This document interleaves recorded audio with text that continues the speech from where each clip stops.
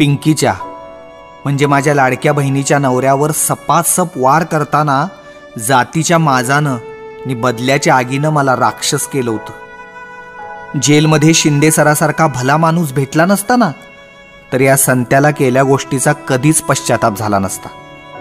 Shinde sir माणसाला आरपार बघायचा आणि त्याला त्या माणसातला डिफेक्ट बरोबर सापडायचा.